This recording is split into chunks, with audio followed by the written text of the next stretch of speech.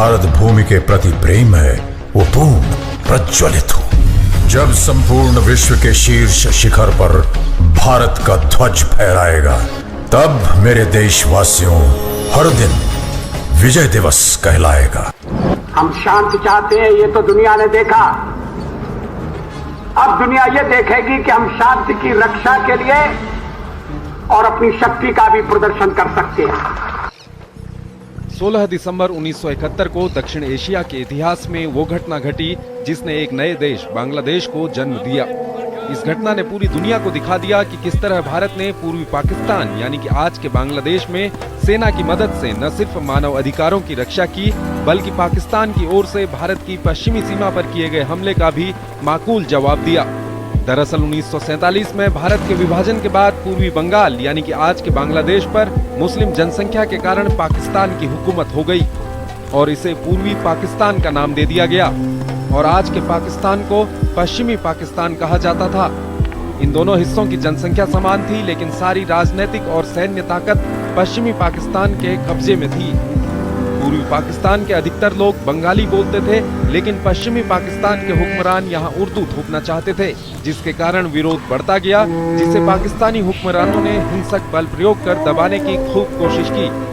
हद तो तब हो गई जब 1970 के आम चुनाव में पूर्वी पाकिस्तान की 169 सीटों में से 167 सीट शेख मुजीबुर रहमान की आवामी लीग पार्टी ने जीत ली और उसे 313 सीटों वाली राष्ट्रीय असेंबली में बहुमत के चलते सरकार बनाने का संवैधानिक हक मिल गया। लेकिन तब के पाकिस्तानी हुक्मरानों, पाकिस्तान पीपुल्स पार्टी के नेता जुल्फिकार अली भुट्टो और सैन्य शासक राष्ट्रपति जनरल याहिया खान ने मुजीबुर रहमान को पाकिस्तान का प्रधानमंत्री बनाने से मना कर दिया।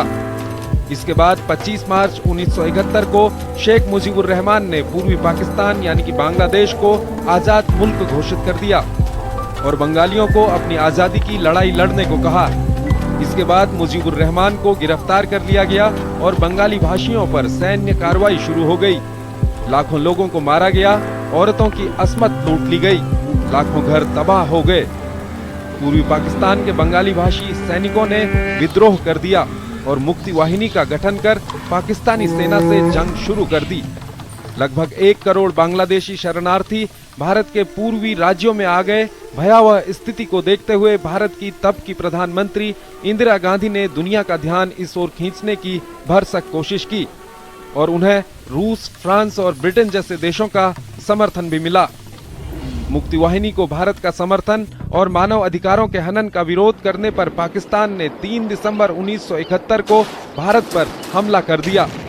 प्रधानमंत्री इंदिरा गांधी और भारतीय सैन्य नेतृत्व को पाकिस्तान की नीयत अच्छी तरह मालूम थी और पाकिस्तानी वायुसेना, नौसेना, थल सेना की ताकत को भारतीय सेनाओं ने नेस्तनाबूद कर दिया।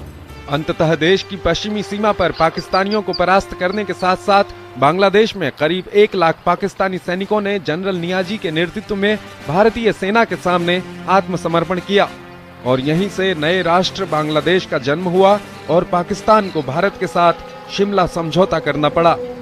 भारत ने युद्ध से जर्जर बांग्लादेश के पुनर्निर्माण में पूरी मदद की और भारतीय सेना अपने वतन लौट आई। तब से 16 दिसंबर 1971 का दिन विजय दिवस के रूप में मनाया जाता है और मानवता के हितों और देश की रक्षा के लिए लड़ने वाले वीर सैनिकों और शहीदों को याद किया जाता है।